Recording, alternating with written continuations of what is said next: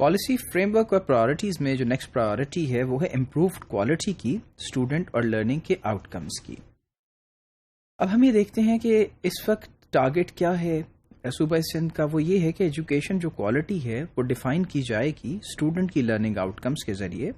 اور ڈیولپمنٹ کی جو اس کے سکلز اور ایٹیٹیوڈز میں، یعنی اس کی جو سکلز ہیں جو رویے ہیں ان کے اندر ہے، اور اس کی جو ویلیوز ہیں اور ان کو کس طرح سے جج کیا جائے گا. دیٹ آر جج essential for good citizenship and effective life in society. سو بات وہی آ گئی کہ جو ہم سوشل حصہ دیکھتے ہیں وہاں پہ بھی اسٹوڈنٹ کی جو لرننگ آؤٹ کم ہے وہ کسی نہ کسی طرح اپنا رول ادا کر رہی ہو، یعنی کہ افیکٹو سٹیزنشپ کی طرف.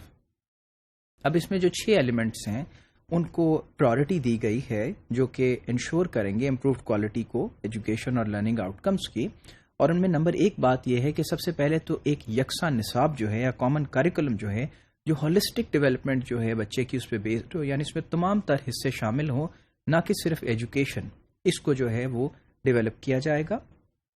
نمبر 2 جو کانٹینٹ اینڈ پروسیس ہے اسٹوڈنٹس کی، اور وہ جو ہے وہ اسٹوڈنٹ سینٹرڈ ہوگی اور نان ڈسکریمنٹری ہوگی. ایسا نہیں ہوگا کہ اس کے اندر ڈسکریمنیشن جو ہے وہ شامل ہو، یعنی کسی ایک کو ایکسکلوڈ کیا جا رہا ہے، یا کسی ایک خاص ایتھنک گروپ کے بارے میں، کسی ایک خاص جینڈر کے بارے میں، کسی ایک سوشل گروپ کو جو ہے وہ ہم مارجنلائز کر رہے ہوں.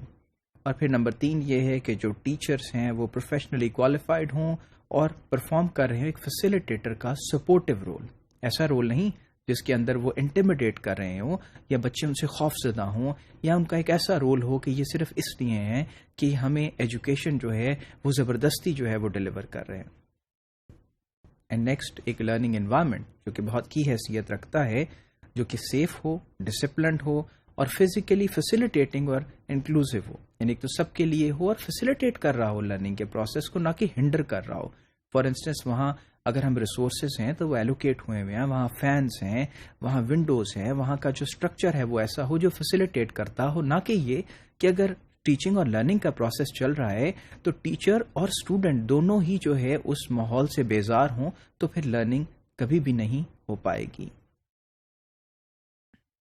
اسیسمنٹ سسٹم کی جب بات کریں تو پھر ایسا ہوگا کہ وہ پرووائڈ کریں گے اس سپورٹ کو جو کلاس روم لیولز پہ ٹیچنگ کے لیے ہے، using both summative and formative approaches. یعنی جو ٹیکنیکلی نئی اپروچز ہیں، جو سمیٹیو بھی ہیں، فارمیٹیو بھی ہیں، ان کو استعمال کریں گے اسیسمنٹ کے پروسیسز.